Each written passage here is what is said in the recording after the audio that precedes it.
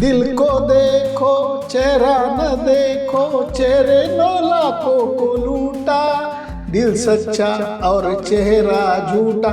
मला लेखन जसं सहजी आलं तसंच मला कॅमेरासमोर बोलणं हे सुद्धा मला ततपप होत नाही. मग सचिननी फ्रूट प्लेट परत तयार केली तर ती कापत असताना परत झहीर हात घालायला लागला. थांब थांब आत्ता नाही.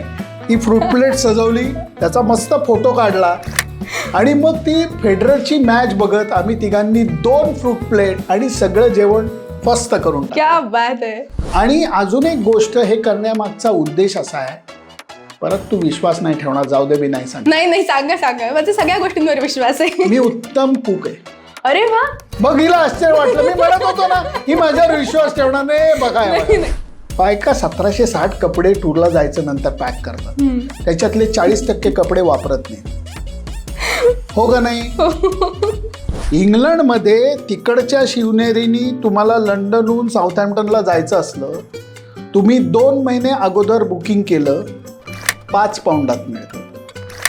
तुम्ही ऐन वेळेला केलं तर 42 पाऊंड लागतात. बापरे. मी बोलायला लागलो की तो बेबी क्राय नावाचा एक बर्ड आहे दक्षिण आफ्रिकेत, मोठा पोपट रादर, आणि तो लहान मूल रडल्यावर का आवाज काढतो, क्वॅ क्वॅ करून तो आवाज काढतो. मी बोलायला लागलं की आईला ते बोंबलायला लागायचं. मी म्हटलं अरे गप्प बस बाबा, आणि मी थांबलो की तोही थांबायचा. मी परत बोलणं चालू केलं की क्वॅ क्वॅ क्वॅ. म्हटलं अरे बाबा काय चाललंय. जेव्हा तुम्ही जग फिरता आणि सतत बाहेरचं खाता तेव्हा तुम्हाला घरच्या खाण्याचं महत्व कळतं. मग तेव्हा साध्या वरण भात खूप मीठ लिंबू पाहिजे. आता का आली जागेवर तू. ब्रेकिंग न्यूज हा प्रकार वाढलाय आणि त्याच्याकरता गैरमार्ग वापरण्यासाठी सुद्धा लोक घाबरत नाही. पत्रकारिता करत असताना टीव्हीची असू देत, सोशल मीडियाची असू देत किंवा न्यूजपेपरची असू देत, चौकस बुद्धी कमी झाली. भेटा, बोला, 4 जणांची हे करा. सतत मी फोन घेऊन बसलो आणि मी शेजारी हॅलो नमस्कार तू कोण मी कोण हे विचारलं नाही तर कसं चालेल. वाईट गोष्ट, धोका एकाच गोष्टीचा आहे की नवीन पिढीतले खेळाडू, लहान खेळाडू हे फक्त IPL कडे बघून क्रिकेट खेळायचा प्रयत्न करतात. अंबानींना जसं मुंबई इंडियन्स चालवण्याचा फायदा होतो तसं ग्राउंडवर वडापाव विकणाऱ्या माणसाला सुद्धा रोजीरोटी मिळते. तुम्हाला व्यक्त होत आहे, तुमची निरीक्षण क्षमता चांगली आहे का, तुमच्यामध्ये रसिकता आहे का, आणि तुम्हाला सादर करणं येतंय का. हे जर का आलं तर तू काय मी काय कुणीही हे करू शकतो.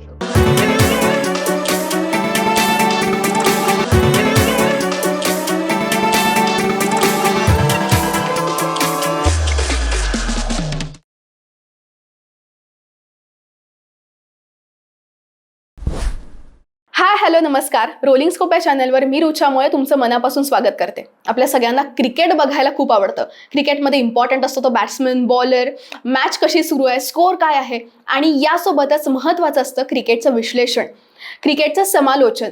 आणि आज आपण गप्पा मारणार आहोत एका अनुभवी समालोचकासोबत, सुनंदन लेले. सुनंदन लेले सर हे क्रिकेट जर्नलिस्ट आहेत, क्रिकेट समालोचक आहेत आणि आत्ता एक उत्तम कॉन्टेंट क्रिएटर सुद्धा आहेत. त्यामुळे आपण त्यांच्यासोबत दिलखुलास गप्पा मारूया. आणि या पॉडकास्टची सुरुवात आपण गोड करूया, कारण आपल्याला केकिंग अप कडून मिळाले छान गिफ्ट जे आपल्याला सुनंदन लेले सरांना द्यायचं आहे. हे आहे, याच्यामध्ये केक आणि कुकीज आहेत आणि अतिशय हेल्दी आहेत. म्हणजे सकाळी आपल्याला भूक लागल्यावर आता काय खायचं असं जेव्हा प्रश्न येतो तेव्हा 2 कुकीज तुम्ही खाल्ल्यावर तुमचं छान पोट भरतं. आणि त्याच्यामध्ये होल व्हीट आहे, मैदा अजिबात नाहीये. त्यामुळे आपल्याला गिल्ट फ्री आयुष्य हवं असतं ना, तसं ते guilt free guilt free cake तुम्हाला मिळणार आहे त्याच्यामध्ये. नक्की ट्राय करतो. सर, क्रिकेट जर्नलिस्ट म्हटल्यावर ना आत्ताचं क्रिकेट हे फार वेगळ्या पद्धतीचं आहे आणि पूर्वीचं क्रिकेट फार वेगळ्या पद्धतीचं होतं. तेव्हा असणारे प्रॉब्लेम्स, आत्ता असणारे प्रॉब्लेम्स खूप फरक होता. पण तेव्हा तुम्हाला असं का वाटलं की आपण याच क्षेत्रामध्ये जावं? कारण हे फार चॅलेंजिंग होतं, फार कमी लोक त्या क्षेत्रात होती. ऑनेस्टली स्पीकिंग रुचा, एवढा विचार करून या क्षेत्रात मी आलेलो नाहीये. माझं ब्रेड अँड बटर हे स्पेस सेलिंग होतं. म्हणजे मी न्यूजपेपर मॅगझिनसाठी जाहिराती मिळवायचो, रेव्हेन्यू मिळवायचो. मी ॲड मॅनेजर होतो काही न्यूजपेपरचा. आणि sports writing came naturally to me. Honestly speaking, माझं जर्नलिझमचं शिक्षण पण नाही आहे, खोटं कशाला बोलू. त्यामुळे लेखन आपोआप आलं. आणि जुनी गोष्ट आहे की मी केसरीमधनं सुरुवात केली होती. बरं. आणि त्यावेळेला हे असेल गोष्ट 85-86ची असेल, 86ची. तर 86ला माझ्या मनात असा विचार आला की अरे अमुक तमुक विषयाविषयी मला माहिती आहे आणि मी लिहू का. तर त्यावेळेला केसरीच्या क्रीडा संपादक होते हेमंत जोगदेव नावाचे. बरं. मी त्यांच्याकडे गेलो म्हटलं की जोगदेव सर मला असं असं लिहावंसं वाटतं. ते म्हटलं अरे तू स्वतः खेळाडू आहेस, कारण मी अगोदर खूप क्रिकेट खेळलेलो आहे, चांगल्या लेवलला क्रिकेट खेळलो आहे. तर अंडर 19चा मी महाराष्ट्राचा कॅप्टन वगैरे सुद्धा होतो, झोनचा व्हाईस कॅप्टन होतो. तर त्यावेळेला ते म्हटले की तू लिही, चांगलं लिहिलंस तर आपण जरूर छापूया. त्यांनी एनकरेज केलं मला. म्हणून मी ॲडव्हर्टायझिंग मिळवत असताना लिखाणाची सुरुवात केली. 87 साली मी षटकार आणि चंदेरी नावाची खूप फेमस मॅगझिन होती, पाक्षिक रादर, मॅगझिन नाही पाक्षिक. एक क्रिकेट रिलेटेड होतं, एक सिनेमा रिलेटेड होतं. आणि त्यांच्याकडे सुद्धा मी पुणे ॲड रिप्रेझेंटेटिव्ह म्हणून जॉईन झालो. निखिल वागळे हे त्या ग्रुपचे मेन कॅप्टन होते. त्यांनाही मी तोच विचार केला की त्यावेळेला मला स्पेसिफिकली आठवतंय की जेव्हा 89 साली सचिन तेंडुलकरची 87-88 साली सचिन तेंडुलकर जेव्हा रणजी ट्रॉफीच्या टीममध्ये आला मुंबईच्या, त्यावेळेला मला काही मॅचेस कव्हर करण्याची हुक्की आली. निखिल वाघेंनी ते सांगितलं चांगलं लिहिलं छापू, नाही लिहिलं तर टाकून देऊ असं म्हणायच्या ऐवजी ते म्हणले हातात परत देईन. इतके ओपन लोक मिळाले. आणि म्हणून नंतर मी ऐक्य नावाच्या सातारच्या दैनिकात काम केलं, परत ॲड रिप्रेझेंटेटिव्ह म्हणून बेळगाव तरुण भारतला काम केलं. या सगळ्यांनी मला परवानगी दिली की तू जाहिरातीचा व्यवसाय सांभाळ, आम्हाला रेव्हेन्यू जो पाहिजे तो मिळवून दे, त्याच्यानंतर तुला जर काही लेखन करायचं असलं तर you are more than welcome. असं करत करत मी लेखन करत गेलो. आणि खूप नंतर, म्हणजे तुला सांगून आश्चर्य वाटेल, 86 साली हा प्रकार मी चालू केला. 2007 साली मी पूर्णवेळ फ्रीलान्स जर्नलिस्ट झालो. तोपर्यंत मी दोन्ही दगडांवरती पाय ठेवून होतो. म्हणजे अगदी आत्ता म्हणता येईल असं आहे. तरी त्याला आता 19 वर्ष आली. नाही खरंच आहे. पण त्याच्यानंतर सर आम्ही सगळ्या ठिकाणी तुमचं नाव म्हणजे कधीही बघितल्यावर आम्हाला एक कमेंटेटर म्हणून तुम्ही इतके प्रामुख्याने दिसता आणि ऐकायलाही छान वाटतं.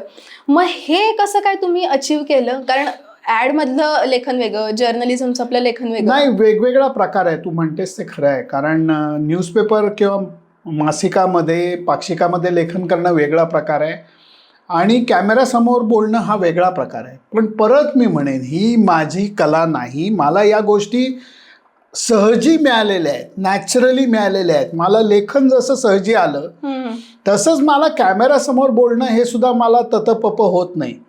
मी सहजी बोलायला लागलो. आणि गंमत अशी झाली की 2009 सालची गोष्ट आहे की अचानक माझे डुबलेले पैसे आले जे मी सोडून दिले होते. आणि मग मी बायकोला म्हणलं, मंजिरीला, की अगं हे पैसे तर आपण सोडले होते, आता काय करूयात, मी कॅमेरा घेऊ का याचा. ती म्हणली जरूर घे. तो कॅमेरा घेऊन मी न्यूझीलंडच्या टूरला गेलो 2009 साली. आणि मी माझं यूट्यूब चॅनल, फेसबुक पेज चालू केलं आणि पोस्टिंग करायला लागलो. त्यामुळे मी फ्रीलान्स जर्नलिस्ट असल्यामुळे माझ्याबरोबर, तू लकी आहेस, कॅमेरा पर्सन तुझ्या बरोबर आहे. मला हे लक्झरी नाही आहे. मी वन मॅन आर्मी. स्वतःचा ट्रायपॉड स्वतः घ्यायचा, कॅमेरा उलटा लावायचा, व्ह्यू फाइंडर बघायचा, असं असं करायचं, ओके आहे ना, आणि चालू करायची बडबड. अशा पद्धतीने मी चालू केलं. त्यावेळेला मला खूप जणांनी नाकंसुद्धा मुरडली, अरे आपण रिटर्न प्रेसचे लोक, तू असलं काय भंकसपणा करतोय. पण मला एक रुचा अंदाज येत होता की सोशल मीडिया किंवा टेक्नॉलॉजीकडे पाठ फिरवली नाही पाहिजे खरंच. आणि म्हणून मी ते करायला लागलो. आणि त्याची परिणिती याच्यात झाली. हे कसं घडलं तर मी म्हणेन 20 वर्ष सातत्याने करत गेलो म्हणून घडलं. खरंच आहे. पण सर आता तुम्ही सोशल मीडिया म्हणालात, तर मग सोशल मीडियाचा इम्पॅक्ट तुम्हाला खूप जास्त झालेला दिसतो क्रिकेट विश्वात? 100% सोशल मीडिया यंग जनरेशननी, तुम्हा लोकांनी जो उचलून धरलाय आणि त्यामुळे यंग जनरेशनची जो कनेक्ट आहे तो या सोशल मीडियाने आलेला आहे. टी व्ही म्हणा किंवा चॅनल्स म्हणा, या गोष्टी वेगळ्या प्रकाराने बघितल्या जातात. सोशल मीडिया तुमच्या हातात असतं आणि तिथे नो नॉनसेन्स बिझनेस येतो. चांगलं असलं तर तुम्हाला बघणार, नाही असलं तर दुसऱ्या सेकंदाला पुढं जाणार. चॅलेंजिंग आहे खूप, आव्हानात्मक आहे, पण तेवढंच मजेदार सुद्धा आहे. कारण तुम्ही चांगलं काम केलं तर रिस्पॉन्सही जबरदस्त आहे. खरंच आहे. पण सर, आता तुम्ही हे जे क्रिकेट विश्वामध्ये काम करत आहात, तर तिकडे तुम्हाला आलेले काही एक्सपिरियन्स ऐकायला आवडतील? चांगले वाईट दोन्ही येतात. माणसं म्हणल्यानंतर रोजच्या चांगली माणसंही भेटतात, अनफॉर्च्युनेटली वाईट माणसंही भेटतात. त्यामुळे गमतीने मी असं सांगेन की एकदा मी पर्थच्या टेस्ट मॅचच्या कव्हरेजला गेलेलो होतो आणि पर्थची विकेट, आता तुला क्रिकेट तेवढं तू घुसलेली नशील, पण पर्थची जी खेळपट्टी आहे ती खूप खुखार धरली जायची. खूप बाउन्सर वगैरे त्याच्यावरती भेगा पडायच्या त्याला वगैरे वगैरे. तर त्या ग्राउंडवरती टेस्ट मॅच कव्हर करत असताना मी म्हणलं की अरे या खेळपट्टीचं टेस्ट मॅचच्या अगोदर वर्णन आपण वेगळ्या पद्धतीने करू. म्हणून मी थांबून बसलो होतो आणि याला काळजी घ्यायला लागते. सगळे जर्नलिस्ट गेल्यानंतर तुम्हाला या उचापत्या करायला लागतात. कारण मी ग्राउंड्समनला ओळखत होतो आणि तो मला जरा प्रेमाने 4 गोष्टी सांगायचा की माती कशी बदलली आहे ते. मी म्हणलं अरे मला विकेटवर जायचं आहे. तो म्हणला honestly speaking mate let everybody go, then I can take you over to the wicket. म्हणून मी थांबलो. सगळे जर्नलिस्ट गेल्यानंतर मग मला त्यांनी नेलं विकेटवरती. आणि ते विकेट बघत असताना एक ह्याच्यात चॅलेंज काय असतो, मी हे लक्षात ठेवलं आहे की माझा चॅनल क्रिकेटचे किडे बघणारे, तसं रुचासुद्धा बघणारे, काकू बघणारे, मामी बघणारे, काका बघणारे, मामा बघणारे, तात्या बघणारे, सगळे बघणारे. ज्यांना क्रिकेटबद्दल फार माहिती नसेल तर त्यांनाही समजेल या भाषेत सांगितलं पाहिजे. याच्यात होतं कसं, तुमच्यात जर का रसिकता असली तर तुम्ही कुठल्या तरी कवितेचा संदर्भ देता, कुठल्या तरी वाचनातल्या एखाद्या पु ल देशपांड्यांच्या एखाद्या काय म्हणतात त्याला त्याचा संदर्भ देतो. त्या दिवशी ते खेळपट्टी बघून मला त्या ग्राउंड्समननी सांगितलं की आता पूर्वीसारखी खेळपट्टी राहिली नाही. याचं नाव आहे की बाबा ही सर्वात बाउन्सी विकेट, आणि ते पण आता याचा स्वभाव नरम झाला आहे. तर मी शेवटी त्या विकेटवरती बसून तो पॉडकास्ट केला होता की अरे ही विकेट अशी होती, इथं किल्ली हरवायची वगैरे, बॉल पडून सेकंड स्लिपमध्ये जायचा, अशा खूप कथा होत्या त्याच्या. पण म्हटलं आता ती विकेट राहिली नाही, म्हणून मी शेवटी गाणं म्हणलं. कोणतं? दिल को देखो चेहरा न देखो, चेहरे नो लाखो को लूटा, दिल सच्चा और चेहरा झूठा. हे मी म्हणलं की चेहरा बघून तुम्ही जाऊ नका, या स्वभाव बघा या विकेटचा. झालं, माझा पॉडकास्ट छान झाला. एक चॅनलचा कावळा नेमका थांबला होता मायारका, की चॅनल हा थांबला याचा अर्थ लेले थांबला याचा अर्थ काहीतरी गेम आहे. त्यांनी माझं गाणं ऐकलं. तो हिंदी चॅनलचा प्रतिनिधी होता. त्यांनी मला हात जोडून सांगितलं, सर मैं चोरी करने वाला हूँ, ये बहुत मजेदार रहा, मैं यही चोरी करने वाला हूँ, असं म्हणून त्यांनी ते वापरलं. माझंही चॅनलवर, माझ्याही पॉडकास्टवरती गेलं, पण त्यांनी त्याच्या चॅनलवरती वापरलं आणि ते हिट झालं. कारण एका गाण्यानी तुम्हाला जे सामान्य लोकांना कळून द्यायचं आहे ते कळून चुकलं. अशाही गमती जमती होतात, पण या सगळ्या मजेदार आहेत. मी काय या गोष्टीच्या मनावर घेत नाही जास्त. पण असं कधी झालंय का, कधी तुम्ही कॉमेंट्री देत असताना तिथे काही मजा घडली आहे का? तुम्ही एवढ्या लोकांसोबत काम करत आहात तर. हो, घडते ना. म्हणजे खूप वेळेला दक्षिण आफ्रिकेमध्ये मी एकदा शूटिंग करत होतो आणि परत मी एकटा होतो. ट्रायपॉडवरती कॅमेरा लावला, उलटा केला आणि स्वतःलाच काउंटडाऊन देऊन चालू केलं बोलणं. म्हणजे तुम्ही स्वतःला काउंटडाऊन देऊन 5 4 3 2 1 म्हणायचं आणि चालू करायचं, म्हणजे ते येतं.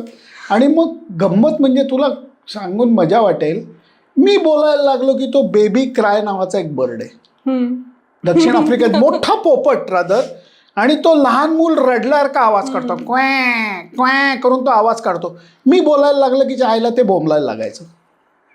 मी म्हटलं अरे गप्प बस बाबा, आणि मी थांबलो की तोही थांबायचा.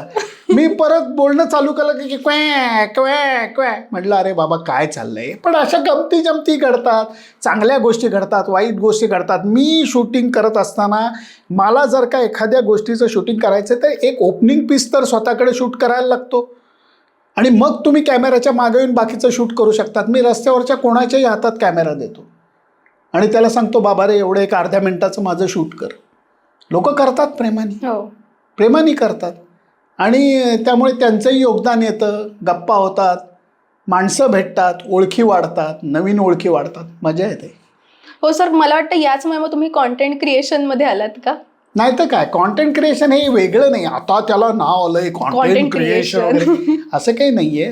तुम्हाला एक लक्षात घे, मी स्वतःला लोकांचा प्रतिनिधी याच्याकरता मानतो, किती जणांना एवढं फिरायला मिळतं, हम्म. देशोदेशी जायला मिळतं. मला जर का क्रिकेट देव कृपा करून नेत असला तर ते लोकांपर्यंत पोचवणं हे माझं कर्तव्य वगैरे नाही आहे, माझा आनंदाचा भाग आहे. हे शेअरिंग माझ्या आनंदाचा भाग आहे. त्यामुळे ते सहजच केलं पाहिजे. त्याला उगाच काहीतरी फॅन्टास्टिक नाव, कंटेंट क्रिएशन वगैरे, ओके नाव छान आहे, पण मी म्हणतो की अरे केलंच पाहिजे ना, का नाही? आता तू म्हणते तसं की एखाद्या ठिकाणी मी छान काहीतरी जेवलोय तर मला रुचाला कळवायला पाहिजे ना की अगं इथं जाऊन ये, छान आहे इथलं जेवण. It should be as normal, as easy as that. पण मग तुम्ही सर फूडमध्ये कसे आलात? कारण ठीक आहे, तुमचं असं अनेक ठिकाणी फिरणं डेफिनेटली होत असेल क्रिकेटमुळे, पण इंटरनॅशनल बकासूर कसं काय घडलेला याच्यामार्फत? बकासूर हे म्हणायला मला गंमत अशा करता वाटते की बकासूर स्पेस मॅजिक.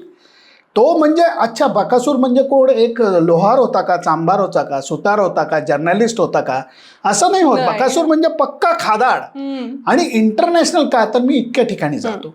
दुपारची वेळ झाली आहे, त्यामुळे माझी बायको व्हेजिटेरियन आहे, मंजिरी, जी शूटिंग करते, त्यामुळे तिच्यासाठी हे ऑर्डर केलं आहे रिसोटो, आणि माझ्यासाठी ग्रिल्ड चिकन विथ सॅलड. त्यामुळे चिअर्स फ्रॉम ऑस्ट्रिया. म्युनिकमध्ये ब्रेड फॅक्टरीला मी आलो आहे.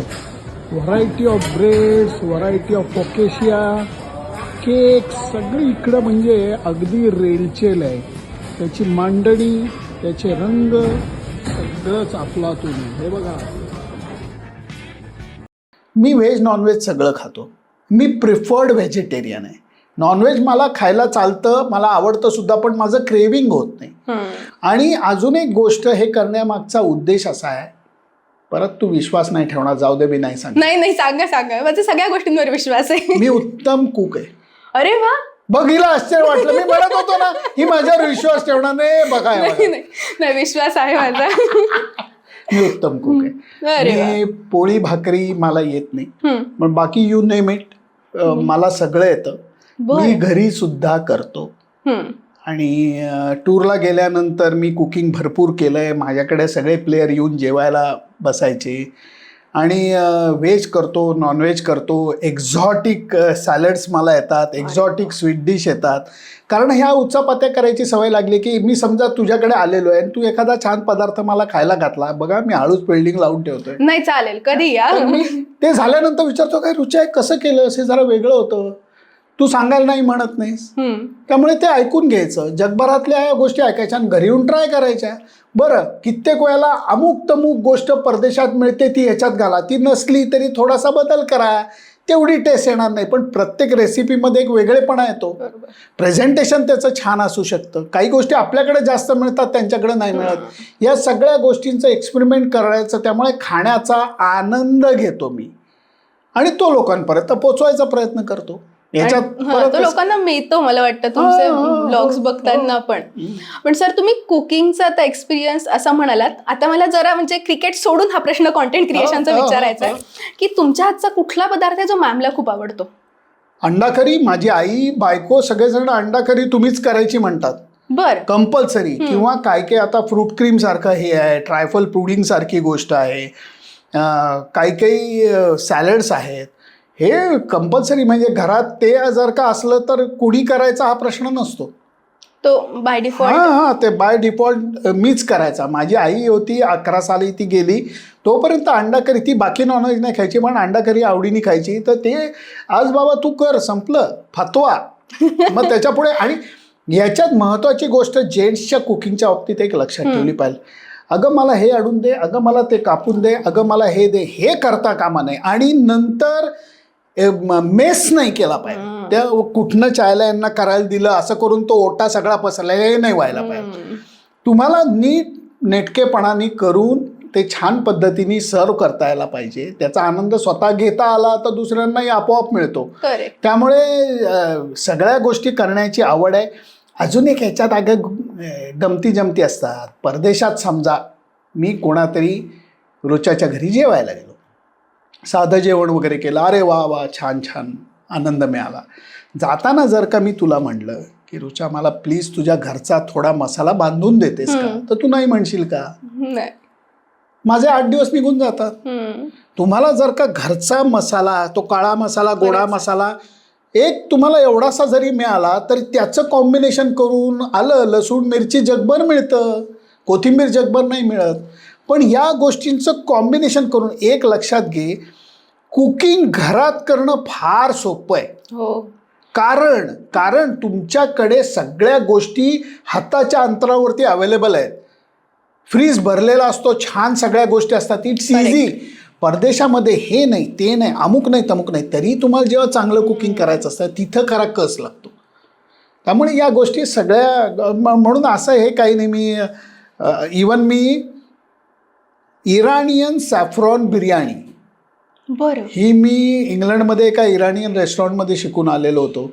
कारण आपल्या आडनावाची लोक म्हणजे असं लांबनं दाखवतात, केशर हे असं असतं बरं का. इराणमध्ये ते असं टाकतात, कोथिंबीर टाकतात तसं केशर टाकतात, देवा शपथ. त्यामुळे ते सॅफ्रॉन बिर्याणीमध्ये तेवढं केशर टाकून जर का ती बिर्याणी केली तर गंमत म्हणून सांगतो, नाव कदाचित तू ऐकलं असेल, प्रवीण तरडे नावाचा एक उदयोन्मुख कलाकार आहे. प्रवीण गंमत करतो रे बाबा. तो नंतर माझा विनोद सातव नावाचा मित्र, आणि अजून एक उभरते हुए आपले राजकारणी पॉलिटिशियन नेता आहेत, मुरलीधर मोहोळ नावाचे. त्यांना एकदा मी जेवायला बोलवलं. माझी बायको गेलेली होती माझ्या मुलीकडे. म्हणलं घर मोकळे, या जेवायला. आणि मग वांग्याची भाजी केली होती, भाकरी फक्त बाहेरनं आली होती. मी हे केलं होतं, इराणियन चिकन बिर्याणी केली होती. तर ते सगळ्या जणांनी मस्त हादडलं वगैरे. आणि जेवण संपत असताना अण्णा आणि प्रवीण म्हणले, अरे काय राव सुनंदन, मजा आली राव, कुठनं ऑर्डर केलं होतं? दुपारपासून राबतोय मी, हे सगळं तू केलं होतं? म्हणलं ऑफकोर्स. मित्रांना घरी बोलून काय स्विगीवरनं ऑर्डर करून द्यायचं, हे नो बॉल आहे. पण हे करणं, त्याची मजा स्वतः घेणं, लोकांना देणं, ही वेगळी मजा आहे. याला तर खरी धमाल म्हणतात. पण सर तुम्ही फूडवरही थांबला नाही, ते मी म्हणेन की तुम्ही ट्रॅव्हल टिप्सही देता. मग ट्रॅव्हल टिप्स हे मध्ये कसं काय आलं? अगं फिरायला एवढं मिळतं, चुका आपण खूप करतो. हो. बुकिंग अगोदर करत नाही. म्हणजे इंग्लंडमध्ये, आता तू मला एक गोष्ट सांग, तुला इथनं मुंबईला जायचं आहे बसनी, शिवनेरी बसनी जायचं आहे, जातीस कधी? हो. काय अंदाजे काय तिकीट असतं? साधारण 400 ते 500च्या 500-600 रुपये असेल.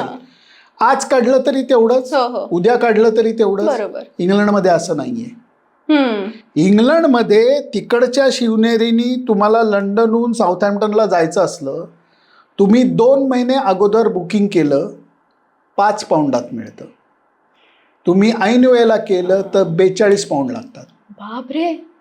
विमानासारखं आहे हे, विमानासारखं आहे. म्हणजे आपण 11th आवरला फ्लाईट बुक करतो ते महाग पडतं, आणि अगोदर केलं स्वस्त. असं त्यांच्या बसला आहे, असं त्यांच्या ट्रेनला आहे. हे मी सांगायला नको का? बरोबर. देशपांडे, जोशी, कुलकर्णी, पाटील, शिंदे यांचे पैसे वाचवायला नको का मी? हो, मग अगदी अगदी. मला कळलं तर मला सांगायला पाहिजे, तेवढंच मी करतो. आपण सॉरी टू से, बायका 1760 कपडे टूरला जायचं नंतर पॅक करतात, त्याच्यातले 40% कपडे वापरत नाहीत. हो का नाही? पटत नाही मला. आता माझ्या बायकोला पटायला लागली. So we travel light. खऱ्या अर्थाने आम्ही कमीत कमी लगेज घेऊन फिरतो, त्याचे फायदे असतात. बरोबर. त्यामुळे ह्या ज्या ट्रॅव्हल टिप्स आहेत, ह्या मी जर का दिल्या नाहीत आणि लोकांना समजून सांगितल्या नाहीत, किंवा बॅग पॅक कशी करावी, बाहेर जात असताना गिफ्ट घेऊन जाव्यात, नाही लागल्या परत घेऊन याव्यात, पण परदेशी जाताना गिफ्ट 4 बरोबर ठेवाव्यात, मराठी संस्कृतीच्या गिफ्ट ठेवाव्यात आणि तिकडे जाऊन लोकांना द्याव्यात. कुठल्या देशामध्ये काय पाबंदी आहे, काय न्यायची परवानगी नाही, कुठल्या देशामध्ये काय चालतं हे सांगितलं. लोक कधीतरी ऐकतात, त्याचा फायदा घेतात. लोक जे माझा चॅनल रेग्युलरली फॉलो करतात आता ते कमी कपडे पॅक करून परदेशात जायला लागले. मान्य करतात, एवढं लागत नाही. मी स्वतः पण सर काही काही गोष्टी तुमच्या ट्रॅव्हल टिप्स मधल्याच बघितलेल्या आहेत जेव्हा मी जाते. आता सर एवढ्या ठिकाणी तुम्ही जगभरात प्रवास आजपर्यंत केलेले आहेत, अनेक खेळाडूंना सुद्धा भेटलेले आहात. अनेक खेळाडू तुमच्या पर्सनली आवडीचे असतील आणि काही खेळाडू आहेत की जगभरात सगळ्यांना आवडतात. अशा काही खेळाडूंबद्दलचे मला अनुभव सांगाल का? म्हणजे मी एकेकाचं नाव घेतलं आणि तर त्यांचे एक दोघांचे नक्की सांगेन की भारतीय संघातले बरेचसे पूर्वीच्या काळातले खेळाडू यायचे, जेवायला यायचे, आवरायला मदत करायचे. बर. हो, कारण जेवण तिथे तर कोणी हेल्पिंग नाही, त्यामुळे माझा नियम असायचा जेवण मी करीन पण आवरायचं सगळ्यांनी. कोणीही त्याच्यावरनं नाटकं केलेली नाहीत, ना तेंडुलकरनी, ना द्रविडनी, ना धोनीनी कोणीही नाटकं केलेली नाहीत, कारण ती चांगली माणसं आहेत. आणि त्यामुळे परदेशामध्ये पूर्वीच्या काळामध्ये मग कसं व्हायचं की क्रिकेट सोडून गप्पा व्हायच्या, मग संसाराविषयी व्हायच्या, मुलाबाळांविषयी व्हायच्या, शिक्षणाविषयी व्हायच्या, नवीन पुस्तक काय विचारलं, नवीन सिनेमा कुठला पाहिला, या सगळ्याविषयी गप्पा व्हायच्या. आणि त्याच्यातनं ती मैत्री अजून गाढ व्हायला लागली आणि त्याचा फायदाही झाला. आणि त्याचा फायदा क्रिकेट जर्नलिस्ट म्हणूनही झाला. आणि ती मैत्री आजही तेवढीच ताजी तवानी आणि टिकून आहे. ह्या गोष्टीचं मला जास्त समाधान मिळतं. कारण आता नवीन जमान्यातल्या खेळाडूंचा थोडी गडबड अशी व्हायला लागली की त्यांचे विषय माझे विषय बदलायला लागलेत. माझ्या आणि त्यांच्या वयामध्ये अंतर झाल्याने त्यांना थोडंसं बुजायला होतं. पटकन ते अप्रोच करायला भीती वाटते त्यांना. आणि या गोष्टी नॅचरल आहेत, कारण माझ्या आणि त्यांच्या वयामध्ये 40-40 वर्षाचं ती 35 वर्षाचं अंतर झालेलं आहे. त्यामुळे ह्या गोष्टी ओव्हर द इयर्स थोड्या बदलत गेल्यात. पण माझे सगळ्या खेळाडूंबद्दलचे अनुभव चांगले आहेत, कारण ही माणसं म्हणून चांगली होती. कित्येक वेळेला कसं असतं, आम्ही जर्नलिस्ट एक चूक करू शकतो, ते म्हणजे सतत त्या खेळाडूंकडे सोर्स ऑफ इन्फॉर्मेशन और सोर्स ऑफ न्यूज म्हणून बघायला लागलं तर मग गडबड होते. ते जर का तुम्ही केलं नाही, ती सभ्यता जर का तुम्ही पाळली, तर माझे सगळ्यांबरोबरचे अनुभव खूप चांगले आहेत. पण सर असं स्पेसिफिक काही नावं घेतली की आता सगळ्यात आधी मी तर त्या ह्याच्यातली आहे की सचिन तर त्यामुळे सगळ्यात पहिले सचिन तेंडुलकर. तर सचिन तेंडुलकर सोबत आलेला अनुभव, एखादा किस्सापेक्षा आम्ही श्रीलंकेत होतो 2008 साली. आणि त्यावेळेला मी सचिन आणि झहीरला विचारलं होतं जेवायला येतं का. ते म्हणले कुठल्या रेस्टॉरंटमध्ये जायचं, कारण आम्ही ताज समुद्राला राहत होतो. बर. तर मी म्हटलं असं काय विचारताय, मी घरी जेवण करणार. तो म्हटला राहतोयस कुठे, म्हटलं ताज समुद्रालाच राहतोय. तू इथं जेवण करणार, म्हटलं आता साहेब प्रश्न विचारू नका, जेवायला येणार आहात का. येतो. रेस्ट डे होता. दोघंही आले, ते तिरमिरत आले, कारण दोघंही जिम करून आले. बर. भुकेनी असे पेटले होते. तर मी साधं चिकन, खालनं फक्त पोळी फुलके मागवले आणि रायता केला होता. एवढंच जेवण होतं. आणि तरी आम्ही तिघांनी बसून मस्त जेवण केलं. आणि नंतर मी म्हणलं स्वीट खाणार का. तर झहीर आणि सचिन म्हणले अरे काय उगाच असं, आम्ही जिम करून आलो आहे, प्लेयर हल्ली स्वीट नाही खात. म्हटलं बघा विचार करा. असं म्हणून मी फ्रीज उघडला आणि बाहेर डिश काढली. तर मी श्रीलंकेत खूप छान फळं मिळतात, खूपच छान फळं मिळतात. त्याची फ्रूट प्लेट केली होती. ती फ्रूट प्लेटमध्ये ठेवली. दोघे आईला हे भारी आहे. मग सचिननी बघितलं. आणि त्यावेळेला फेडररची मॅच चालू होती. US ओपनची. आणि सचिन फुल कॉमेंट्री मोडमध्ये होता. आता या अँगलनी तो इथं मारेल बघ, आता तो मागे सरकून इकडे, आता बघ त्यांनी कसा कन्वर्ट केला. ही सगळी टक्कळी चालू होती. आणि नंतर असा हात घातला प्लेटमध्ये तर प्लेट मोकळी. हे काय फ्रूट प्लेट संपली. म्हणलं हे बाबांनो, हिच्या आईला कापणं बिपणं फार त्रास होतो. आहेत का फळं अजून. म्हणलं आहेत ना, काढ बाहेर, मी कापतो. मग सचिननी फ्रूट प्लेट परत तयार केली. तर ती कापत असताना परत झहीर हात घालायला लागला. थांब आत्ता नाही. ती फ्रूट प्लेट सजवली, त्याचा मस्त फोटो काढला. आणि मग ती फेडररची मॅच बघत आम्ही तिघांनी 2 फ्रूट प्लेट आणि सगळं जेवण फस्त करून क्या टाकलं. बात आहे. आठवणी खूप आहेत ग. आणि तसं सौरभ गांगुली बद्दल काय सांगा? सौरव गांगुली सुद्धा 2005 साली घरी जेवायला आला होता आणि संध्याकाळ जेवायला म्हणजे संध्याकाळची वेळ होती, फुल फ्लेज जेवण नव्हतं, तर आम्ही बीटाचं कटलेट केलं होतं आणि अरे ये तो बढिया आहे वगैरे करून मग सोफा असा होता, तो खाली बसला पाय पसरून घरी निवांत आणि कुणी घरी नव्हतं आणि मग चहा बी झाला आमचा आणि मग गप्पा रंगल्या आणि नंतर बायकोला म्हणला तो की भाभीजी एक कप चाय और मिलेगी.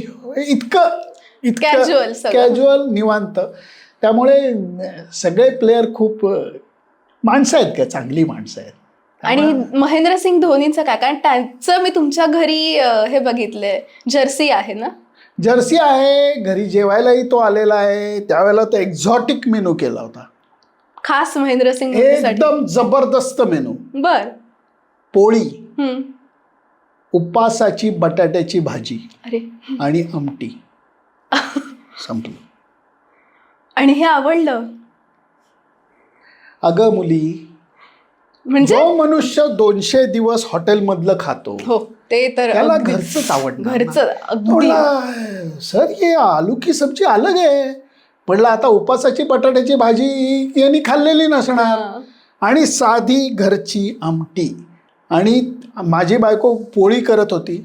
आमच्या घरामध्ये अशी सर्विंग विंडो आहे, त्याच्यातनं ती देत होती. तो असे पोळी घ्यायचा, अर्धी करायचा, अर्धी मला अर्धी त्याला, टक टक टक टक, परत आली की परत असं अर्धी मला. वाव. या लोकांना तुम्ही जर का माणूस म्हणून पाहिलं तर साध्या गोष्टीच आवडतात. जेव्हा तुम्ही जग फिरता आणि सतत बाहेरचं खाता तेव्हा तुम्हाला घरच्या खाण्याचं महत्व कळतं. मग तेव्हा साध्या वरण भात तूप मीठ लिंबू पाहिजे. आता का आली जागेवर तू? ते पाहिजे, त्याच्याशिवाय असं अन्न खाल्ल्याचं फील नाही येत ना. म्हणजे 3 दिवस जरी आपण हॉटेलमध्ये नॉर्मल जेवलो ना सर, तरी नंतर असं वाटतं की नाही यार आता बास झालं. आता घरी येऊन तू पिझ्झा करशील का मग? नाही, खरंच नाही, म्हणजे जेन्युइनली नाही करणार. हे मला खूप छान वाटतंय सर, कारण मी तुमच्याकडे जेव्हा आले होते ना तेव्हा मला तुम्ही एक गोष्ट सांगितली जे मला आठवते. मी जिथे बसले तिथे सचिन तेंडुलकर बसलेला होता. तर तेव्हा मला असं झालं वाव, मी किती छान ठिकाणी आहे. आणि माझ्यासाठी फार मोठी गोष्ट होती, लाईक प्रिव्हिलेज, वाव असं काहीतरी होतं. कारण आमच्यासाठी तो सचिन असं आहे आणि तुम्ही इतक्या फ्रेंडली नोटवर यांच्याशी भेटलात आणि इतक्या तुमच्या सतत छान गप्पा रंगलेल्या आहेत. सर परत आपण आपल्या क्षेत्राबद्दल येऊया. तुम्ही 2007-08 मध्ये सुरू केलं, म्हणजे क्रिकेट समालोचक हे नाव तेव्हा तुमचं आलं असं म्हणता येईल. पण तेव्हाचं आणि आत्ताचं यामध्ये तुम्हाला काय डिफरन्स जाणवतोय? खेळात म्हणतेस का मीडिया म्हणून? मीडियामध्ये म्हणते. मीडियामध्ये थोडंसं ब्रेकिंग न्यूज हा प्रकार वाढलाय आणि त्याच्याकरता गैरमार्ग वापरण्यासाठी सुद्धा लोक घाबरत नाहीये. दुसरी गोष्ट म्हणजे ऑब्झर्वेशन हे कमी झालं आहे, कारण आपल्याला सगळी सोर्स ऑफ इन्फॉर्मेशन मोबाईलमध्ये मिळते. त्यांनी आपणच आपल्या बुद्धीला गंज चढवतोय असं माझं मत आहे. जे आपल्याला एखादी गोष्ट निरीक्षण करून त्याच्यातला गर्भित अर्थ शोधण्याचा जो प्रकार आहे ती गोष्ट कमी झाली आहे. सगळ्या गोष्टी आपल्याला रेडीमेड, रेडी टू ईट जसं आलं आहे, रेडी टू कुक जसं आलं आहे, तसं रेडी टू राईट आणि रेडी टू प्रेझेंटकडे आपण जायला लागलो आहे.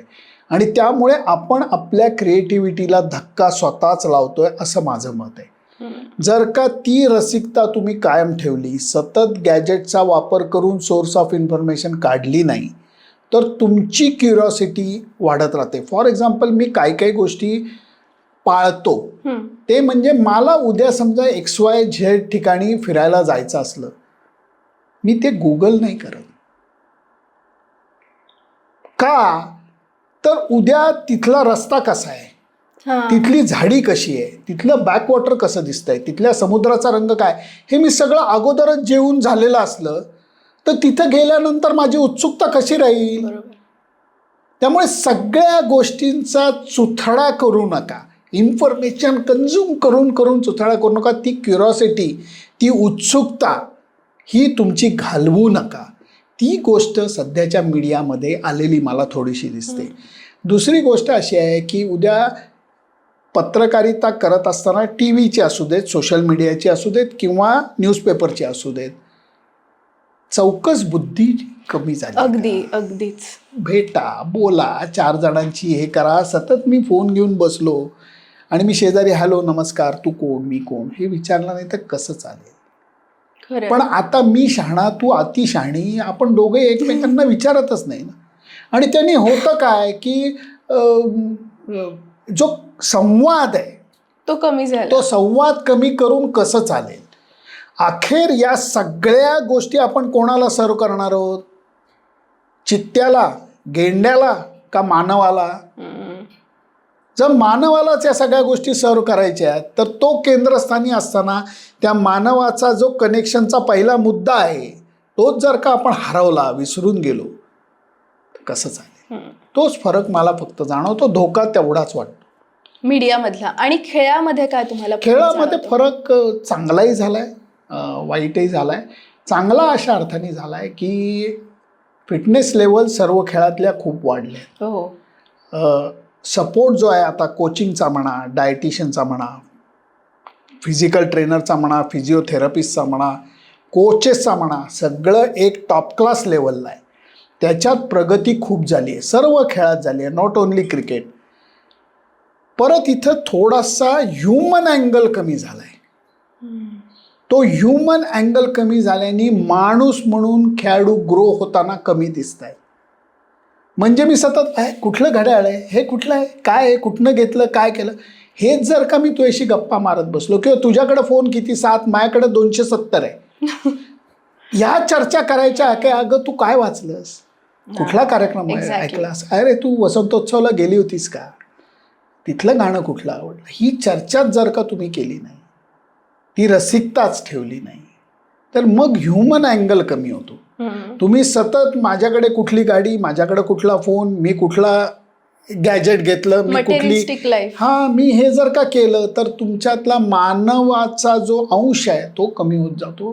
परत जी मी मीडियातली भीती सांगितली ती या अँगलमधली भीती एवढीच आहे. बाकी खेळ जो आहे तो एका वेगळ्या छान लेवलला चाललेला आहे. अच्छा, म्हणजे खेळामध्ये सगळ्या गोष्टी आहेत.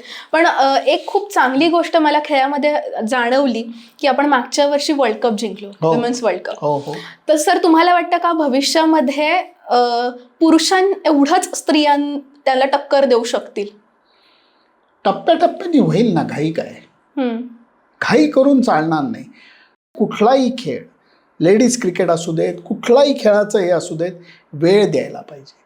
आत्ता हे पहिलं घवघवीत यश मिळालंय, त्याच्यावरती बिल्ड करायला पाहिजे. ते बिल्ड करून जर का जास्तीत जास्त मुली क्रिकेट खेळायला लागल्या, लाखोच्या संख्येने खेळायला लागल्या, तर तिथनंच त्या चांगल्या मुलीहून भारतीय संघ अजून छान मल्टी डायमेन्शनल आणि मजबूत होणार आहे. जेंट्सच्या क्रिकेटमधनं एवढंच चाललेलं आहे. Number of players playing cricket हे इतके प्रचंड आहेत की कोणाला घ्यायचं आणि कोणाला नाही हा प्रश्न पडतो. त्यामुळे ही प्रोसेस आहे, याला वेळ दिली. आणि बरोबरी कशाला पाहिजे, नको आहे बरोबरी. प्रत्येकाचं स्वतंत्र अत्यंत मजबूत स्थान आहे, ते स्थानाचं आपण आनंद घेऊया असं माझं मत आहे. अगदी तुम्ही म्हणालात ते अगदी परफेक्ट उत्तर होतं की खरंच बरोबरी या क्षेत्रामध्ये काही गरजेची नाहीच आहे.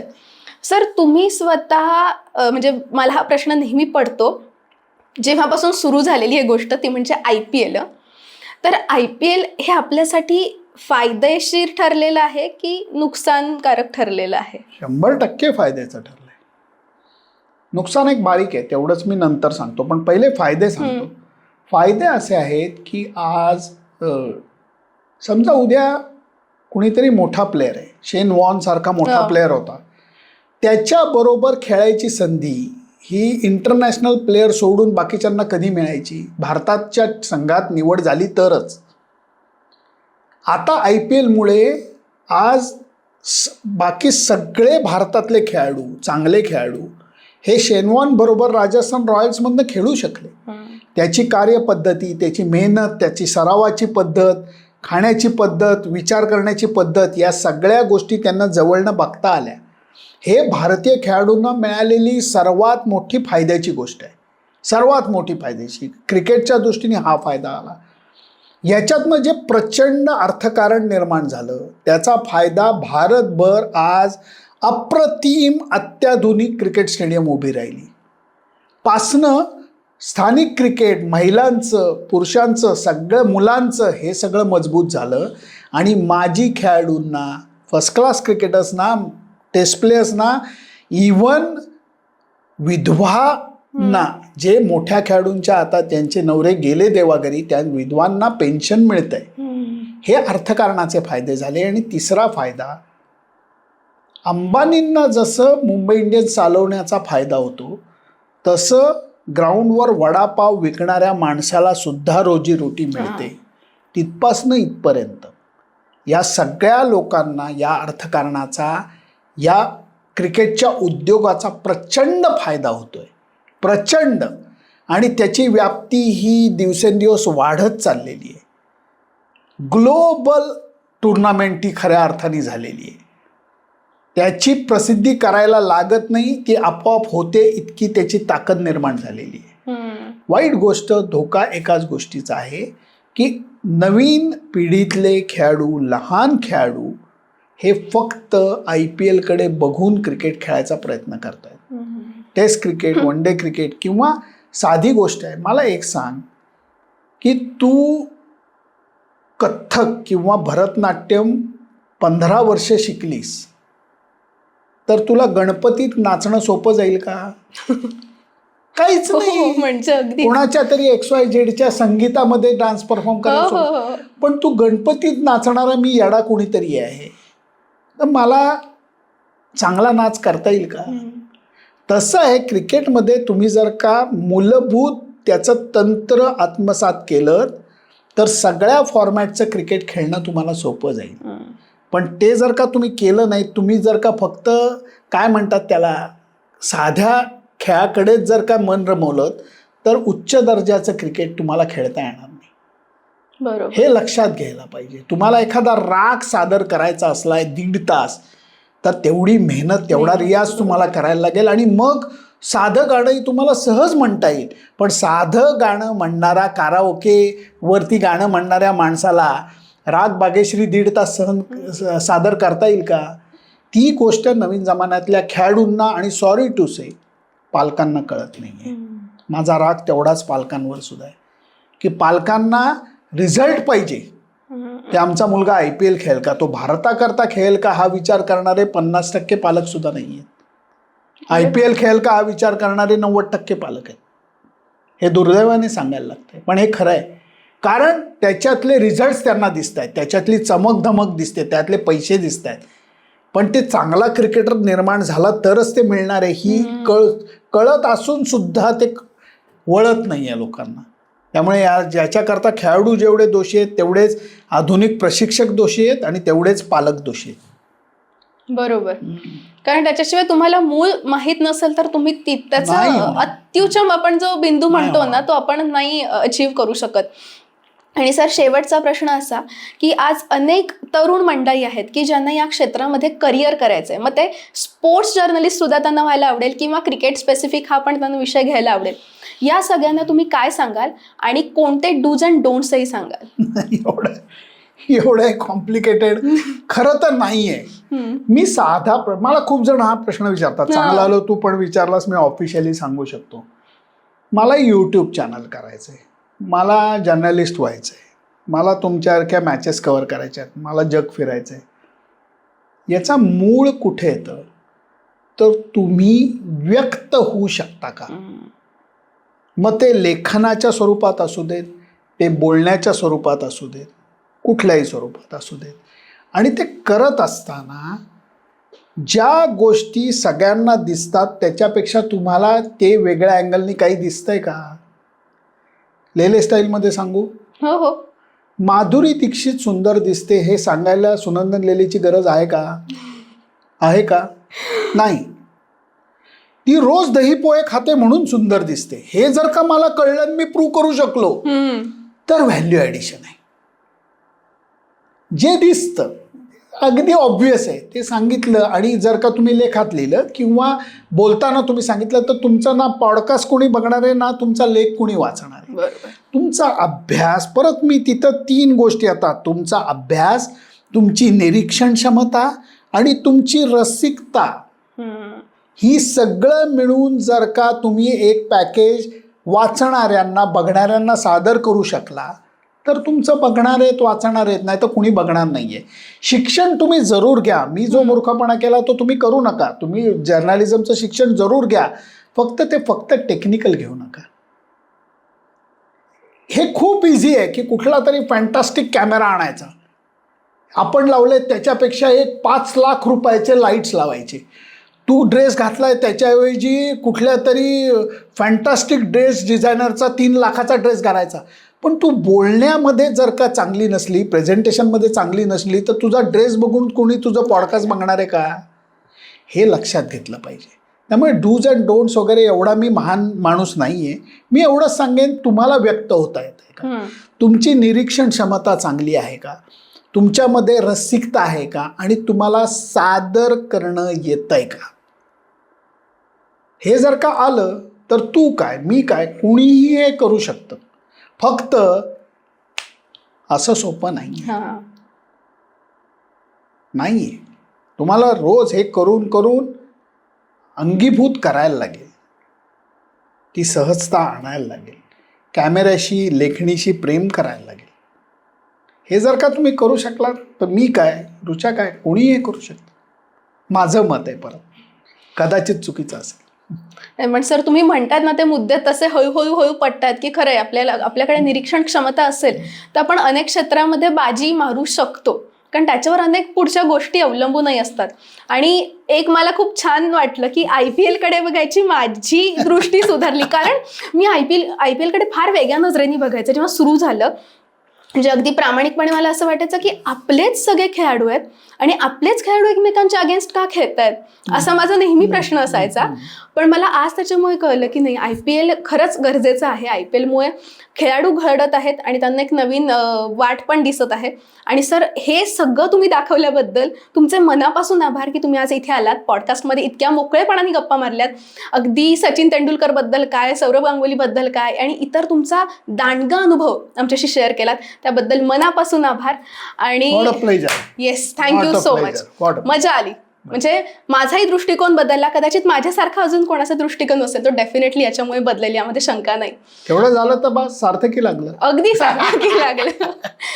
तुम्हाला या दिलखुलास गप्पा कशा वाटल्या हे आम्हाला नक्की तुमच्या अभिप्रायामधून कळवा. आणि हो, केकिनप बद्दल असणारे सगळे डिटेल्स हे डिस्क्रिप्शन बॉक्समध्ये आहेत. धन्यवाद.